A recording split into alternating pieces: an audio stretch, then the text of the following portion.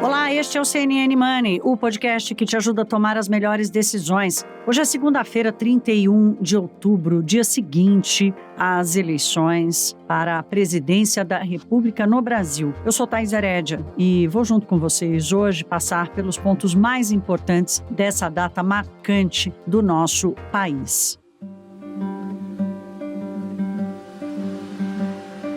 Lula foi eleito presidente do Brasil com 50,9% dos votos. O país termina assim esse longo processo de uma disputa, minha gente, que foi muito acirrada e que flertou várias vezes com riscos elevadíssimos. Jair Bolsonaro, primeiro presidente da República a não se reeleger no país, desde que essa ferramenta, esse mecanismo político foi adotado aqui, Bolsonaro está em silêncio, está recolhido desde o anúncio do resultado. Mas aqui tem uma coisa importante. Alguns dos seus principais aliados falaram por ele. As instituições brasileiras falaram pelo presidente. Eu estou citando aqui Arthur Lira, Sérgio Moro, governador eleito de São Paulo, Tarcísio Gomes de Freitas e, claro, inclusive os líderes do Poder Judiciário. O que eles têm em comum? Todos legitimaram a vitória do petista e, portanto, direta e indiretamente, legitimaram o sistema eleitoral brasileiro. Vamos tratar hoje, no episódio do Money, dessa segunda-feira, os riscos, oportunidades, os desafios, os obstáculos desse próximo governo que começa oficialmente dia 1º de janeiro, mas até lá tem um processo de transição e tem uma lista de dúvidas ainda que certamente vão provocar muita volatilidade no mercado, que é para onde a gente fica olhando, né?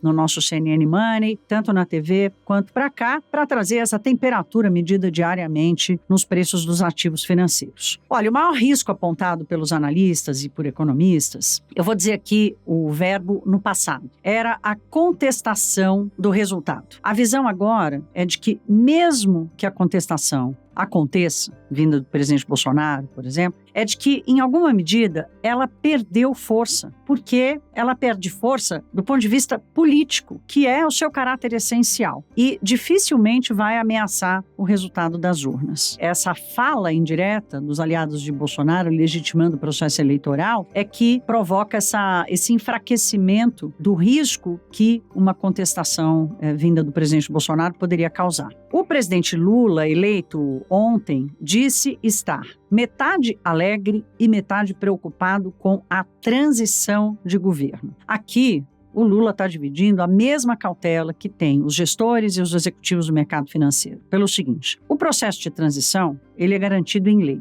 Então, o novo governo pode criar ali um grupo de até 50 pessoas que vão ser contratados pelo governo federal para, em todas as áreas necessárias, conduzirem o processo de transição, com acesso a informações, é o famoso tomando pé da situação antes que o governo comece. Essa é uma prática republicana, democrática, civilizada, madura, desenvolvida e que depende, em boa medida, da boa vontade do governo que está aí. Porque, afinal de contas, né, o Brasil segue. Então, a transição, ela é a ponte mais segura, independentemente dos projetos de governo, tá? Estou falando aqui basicamente da transição. O que o novo governo vai fazer, quais as prioridades que ele vai escolher, isso é outra história. A história da transição, ela é institucional. É uma ponte institucional para manter o país funcionando, para manter o setor público funcionando. Diante desse cenário, no mercado financeiro, os ativos devem sim viver uma certa volatilidade. Certa aqui, e eu vou dividir com vocês, porque vou dividir aqui com vocês a visão de alguns economistas e analistas do mercado, que há um consenso ali fino de que a volatilidade deve durar algumas semanas, mas há espaço para uma recuperação lá na frente. Do presidente eleito, esperam-se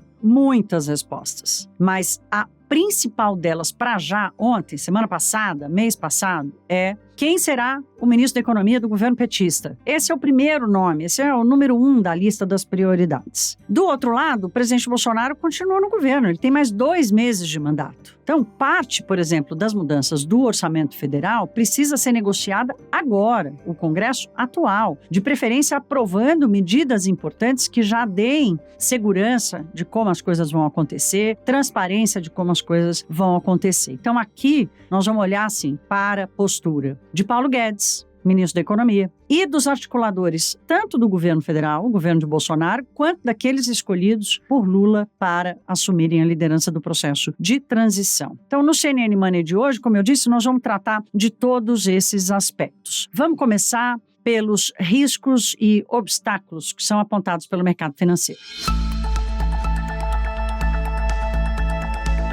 Minha gente, é o seguinte, o mapa de incertezas sobre o que vai ser o próximo ano, né? E, portanto, o próximo governo, ele já estava feito antes da confirmação de Lula como novo presidente da República. Agora, o contexto tem que ganhar mais clareza e vai ficando mais evidente quais são os principais riscos do próximo governo. Então, eu quero dividir aqui com vocês o seguinte, o guarda-chuva desses riscos é a governabilidade. Qual será a governabilidade de Luiz Inácio Lula da Silva do PT? As indicações que ele deu nas últimas semanas, inclusive com as alianças que formou, são de que o Partido dos Trabalhadores não vai ter o lugar que teve nos governos passados. Número 1. Número 2, o país está completamente dividido. Portanto, a aliança política, ela vai ser uma âncora de capital político e de estabilidade na governabilidade de Lula. Então, temos aqui um guarda-chuva em que protege o país, e aí aqui eu estou falando do país como um todo, porque ter um governo sem governabilidade é ruim para o país. Então, o objetivo maior é o equilíbrio na governabilidade do país. Primeira temperatura para saber se isso vai acontecer bem ou não. O processo de transição. Falei disso agora há pouco. É previsto em lei, tem todo o mecanismo. Eu conversei ontem com o agora senador Wellington Dias, que foi o coordenador da campanha de Lula, e ele me disse, olha, nós queremos fazer uma transição republicana, democrática, temos que procurar imediatamente o senador Marcelo Castro, que é o relator do orçamento no Congresso Nacional, e que, portanto, precisamos agilizar e começar a mexer no orçamento agora. Então, o senador Marcelo Castro também conversou comigo, disse que está aberto sim, está aguardando a iniciativa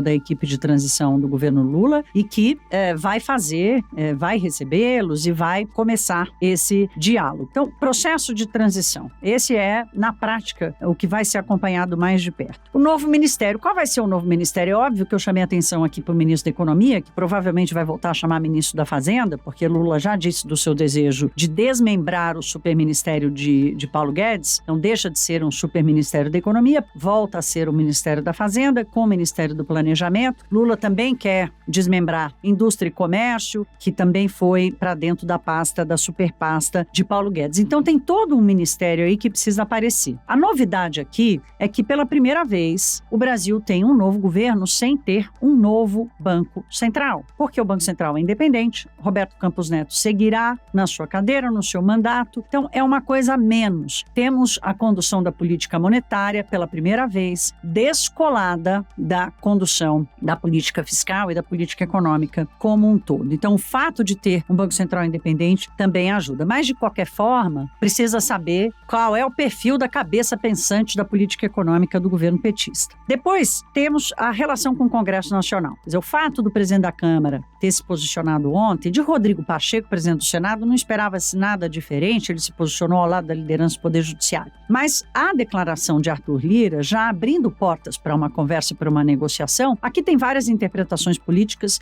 que não cabe a mim, eu gosto de falar de juros e inflação. Mas a conversa aqui quer dizer o seguinte, para fazer qualquer mudança para a implementação de qualquer política pública que seja do novo governo, vai precisar mudar a lei. A primeira delas, o teto de gastos. Qual vai ser o arcabouço? Vai começar a mudar agora, né? Acabei de falar aqui da questão do orçamento do ano que vem. Então, tem uma série de medidas que vão precisar ser tomadas. Por último, não menos importante, como vão ficar as estatais. Nós temos o Petrobras, temos o Banco do Brasil ali na liderança. Ambas têm um peso muito importante na composição do Ibovespa, do índice da nossa principal bolsa aqui. Portanto, qualquer movimentação mais brusca das ações das estatais pode azedar o mercado financeiro. Vamos olhar agora para o recado do mercado financeiro nas últimas semanas, especialmente na última semana. O que a gente fez? Nós separamos aqui do kit Lula, onde há ações dentro do Ibovespa, dentro do índice, educação, consumo de renda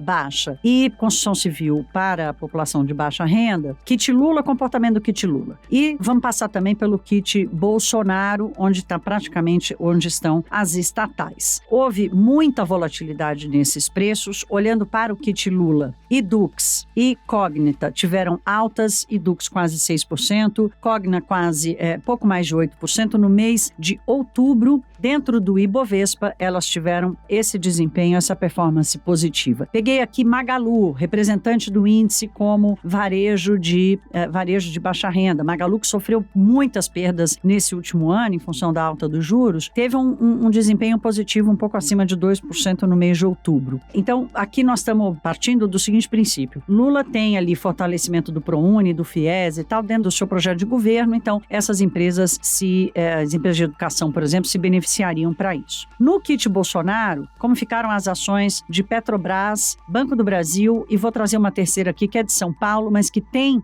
uma conexão forte com o governo federal. Petrobras e Banco do Brasil tiveram um desempenho positivo, mas poderia ter sido muito melhor, porque no caso da Petrobras, por exemplo, ela foi na direção contrária da valorização do barril do petróleo lá fora, né? O barril do petróleo valorizou muito mais do que a Petrobras. Então, há uma insegurança muito forte com o que pode acontecer na companhia. O Banco do Brasil teve um desempenho positivo também, mas chegou a perder bastante, continua tendo um desempenho positivo, inclusive porque quando o Bolsonaro sobe nas pesquisas entre o primeiro e o segundo turno, o mercado começa a valorizar o kit Bolsonaro. E por último, para fechar aqui, eu quero trazer o comportamento da Sabesp, que subiu mais de 20% nesse mês. O governador eleito Tarcísio Gomes de Freitas, muito ligado ao presidente Jair Bolsonaro, já se comprometeu a privatizar a companhia. Então, essa que faz parte do kit Bolsonaro, essa disparou. O mercado vai ficar de olho também num outro setor importante que tem peso relevante no Ibovespa, que são os bancos. Nos bancos, o Banco Itaú foi o destaque, com um destaque positivo em setembro, e Bradesco e Santander tiveram perdas. Ambos os candidatos,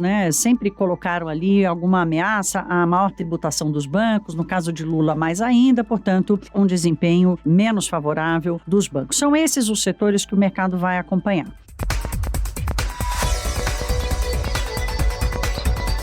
Minha gente, agora eu vou dividir com vocês uma série aqui de participações de gente do mercado para entender ali mais ou menos qual o comportamento esperado. Porque eu conversei com várias pessoas, separei 3 aqui que eu considero que têm representatividade, que são bastante ouvidos, são muitos profissionais extremamente competentes, mas eu quis trazer um pouquinho de cada visão aqui. Eu vou começar pelo Mauro Morelli, da Davos Investimentos, que tem uma visão um pouco mais preocupada sobre o comportamento do mercado. Vamos ouvir.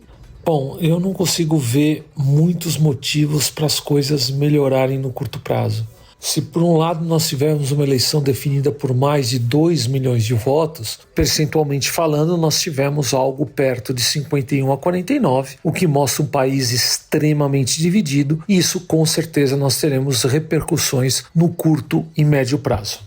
Além disso, teremos um Congresso extremamente adverso ao novo presidente, o que também não facilita nada as visões e a incerteza que nós teremos daqui para frente. E para piorar tudo isso, temos uma carta do atual presidente eleito que não convenceu o mercado porque entendeu que era superficial do ponto de vista da responsabilidade fiscal. Então, eu imagino que a gente deva ter uma semana bastante complexa logo a partir de segunda-feira. Agora vamos ouvir o economista estrategista da RB Investimentos, o Gustavo Cruz, que espera sim algum questionamento, volatilidade no começo e, claro, preocupação com a questão fiscal, mas acha que tem oportunidade ali para essa volatilidade se reduzir no médio prazo e o Brasil entrar numa outra esteira. Vamos ouvir.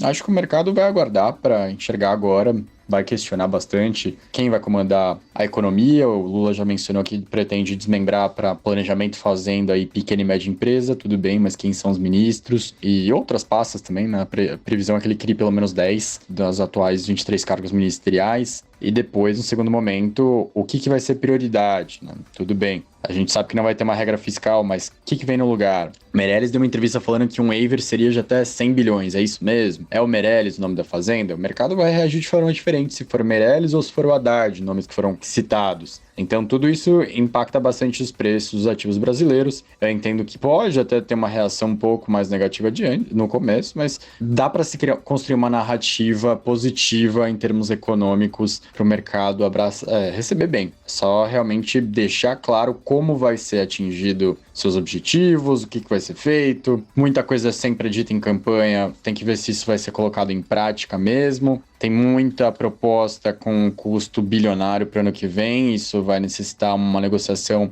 grande com o orçamento de 2023, e o Lula é um político que sempre é descrito como experiente, pragmático. Ele tem menos força no Congresso por ter menos deputados e senadores eleitos da sua base, mas ao mesmo tempo ele tem o poder da caneta, ele tem o poder de distribuir ministérios, e isso vai ser utilizado para conseguir mais apoio dos partidos de centro e garantir esses recursos para gastar no ano que vem. Por último, trago aqui o Francisco Levi, que é estrategista da Empíricos, que faz uma leitura parecida com o Gustavo Cruz. Na verdade, ele mistura um pouco entre o que disse o Mauro Morelli e o que disse o Gustavo Cruz, dando essa visão de perspectiva para o ano que vem. E o fato da eleição ter acabado. Quer dizer, o silêncio de Jair Bolsonaro ainda preocupa, né? Eu estou gravando aqui o Money muito cedinho e até agora o presidente Bolsonaro não tinha se manifestado. Essa é uma preocupação de Rafael Figueiredo, por exemplo, da Eleven Financial, que não tenho aqui um áudio dele para dividir com vocês, mas tenho a análise dele. Quer dizer, quanto mais tempo demorar um posicionamento de Bolsonaro, mais pulga atrás das orelhas. Mas, como eu disse anteriormente, como há esse enfraquecimento com alianças e aliados de Bolsonaro já referendando o resultado, o presidente pode até fazer alguma contestação, que, aliás, foi inclusive rechaçada ali pelo presidente do Tribunal Superior Eleitoral, o ministro Alexandre de Moraes, mas isso não necessariamente deve acontecer ou deve ser o gatilho ou fonte de um comportamento muito negativo dos mercados. Reações do mercado depende basicamente de se vai ter algum tumulto ou não com relação a querer a recontagem de votos. Essas próximas semanas, eventualmente, pode ter algum ruído nesse fronte. Eu não acredito, mas vamos ver assim, qual a postura aí do Bolsonaro com relação à derrota. Os bolsonaristas ficam chateados. Acho que para o mercado financeiro, se o Bolsonaro ganhasse, a reação dos mercados seria extremamente positiva. Então, o fato dele perder tira esse upside. Mas eu acho que o Lula vai ser bem visto no mercado externo. Acho que para o empresariado é vida que segue. E o Brasil está num momento bastante razoável. A gente tem o Banco Central independente. Então, acho que o ambiente não é ruim para os mercados, não. O cenário que eu tinha era esse aí, assim, tanto o Bolsonaro quanto o Lula ganhando tem espaço para melhora dos mercados, até porque tinha uma precificação embutida de muita gente aguardando o processo eleitoral para a retomada das decisões e etc. Eu acho que o término do processo eleitoral é positivo. Para terminar, minha gente, eu quero falar aqui para vocês o seguinte: a economia brasileira impõe desafios de médio e longo prazo. Ontem, no seu discurso, ali logo depois da vitória, o presidente eleito, Luiz Inácio Lula da Silva, falou bastante de economia, mas não citou nenhuma vez responsabilidade fiscal. O desafio do Brasil de crescer com produtividade, como eu disse agora há pouco, né? Como vai sinalizar a sua política de meio ambiente, como vai fazer o investimento e a recuperação da educação, essa que é a principal matriz do desenvolvimento econômico de um país. E calma, minha gente, porque nós não estamos isolados no mundo, não. Vamos lembrar que nessa semana tem decisão do Federal Reserve. O Banco Central dos Estados Unidos anuncia na quarta-feira, provavelmente, mais uma elevação dos juros nos Estados Unidos. Mais de 80% dos economistas e dos analistas de mercado esperam uma quarta elevação de 0,75 pontos percentuais. O Goldman Sachs disse hoje que está vendo a taxa de juros americana chegar a 5% em março do ano que vem, aí para de subir, porque já vai estar num terreno sendo bastante contracionista, mas de qualquer forma, essa é a visão. Há uma expectativa, e isso fez os mercados lá fora, inclusive, melhorarem bastante na semana passada. Hoje está abrindo mais negativo, mas na semana passada houve uma melhora em função da leitura de que talvez, a partir de dezembro, o Fed já consiga tirar o pé do acelerador nesse ritmo de elevação da taxa de juros. Quer dizer, há uma composição aí de leitura de risco e de abalo dos mercados entre não só a taxa final do juro americano, mas do ritmo de aceleração, porque isso tem impacto também no ritmo da atividade econômica. Então, olhando para os desafios brasileiros, mais o que vai acontecer na economia internacional, como é que o Brasil cresce? Como é que o Brasil garante a sua sustentabilidade? Essa foi a conversa que tive hoje com o Sérgio Vale, nosso comentarista de economia, e é com ele que a gente fecha o episódio de hoje nessa leitura sobre o que esperar para o crescimento da economia brasileira. Pois é, ano que vem, como a gente tem já conversado aqui em outros momentos no Money, né, vai ser um ano difícil para a economia mundial e, consequentemente, para a economia brasileira também. Então, já vai ser um ano de partida com dificuldades do ponto de vista de gerar crescimento, de gerar emprego para o governo Lula. De qualquer maneira, o que a gente já tinha até colocado, faltou no discurso essa questão relativa à parte fiscal. O que vai ser responsabilidade fiscal a partir do ano que vem? A gente imaginava que, de certa forma, no discurso de conciliação de início assim, isso não entraria, mas essa vai ser a busca que a gente vai estar aí atrás ao longo das próximas semanas, o que vai ser feito na questão fiscal. E aqui o dilema é muito claro. Você tem um waiver, né, um gasto a mais que vai ser feito no ano que vem, que está muito claro que vai acontecer, a gente só não sabe exatamente o tamanho, e o presidente Lula já deu alguns sinais do que vem pela frente, tem aumento de salário mínimo, não falou, mas provavelmente tem aumento de salário de funcionalismo também, tem toda essa questão das dívidas das pessoas, o que vai ser feito em relação ao MEI, enfim, tem gastos adicionais que vão ser colocados no ano que vem que não são triviais. Mas tem uma segunda ponta que vai ser muito importante no ano que vem, que é a discussão do novo regime fiscal. Se o governo conseguir lidar com essas duas formas, dessas duas coisas de uma forma equilibrada e bem feita, especialmente colocando o regime fiscal novo a partir de 2024, que é provavelmente o que a gente vai conseguir fazer de uma forma equilibrada, o mercado acalma, as coisas começam a voltar à normalidade e aí você começa a ter uma perspectiva de crescimento melhor. Não necessariamente para o ano que vem, eu acho que ano que vem vai ser um ano de crescimento mais baixo do que agora. Não tem muito jeito, a taxa de juros está elevada, o mundo está crescendo menos, a gente vai ser impactado. Mas se você fizer o dever de casa no ano que vem, com algumas reformas também, especialmente a tributária, você consegue gerar um crescimento razoável, talvez conseguir voltar para casa dos 2% a 3%, mas só a partir de 2024. Ano que vem a gente ainda não consegue. Esse episódio do Money fica por aqui. Eu desejo a vocês uma boa semana, paz, diálogo, tranquilidade, serenidade e que a gente tenha respostas realistas para tantas dúvidas e desafios para o nosso país. Boa semana a todos. O CNN Money estará de volta amanhã. Até lá, se cuidem. Um beijo.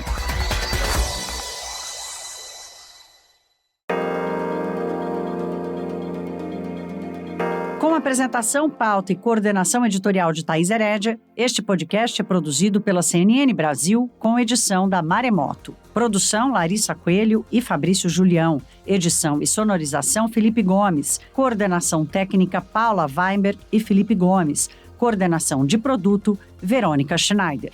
Você também pode ouvir o CNN Money no site da CNN Brasil e aproveite para conhecer os nossos outros programas em áudio. Acesse cnnbrasil.com.br/podcasts.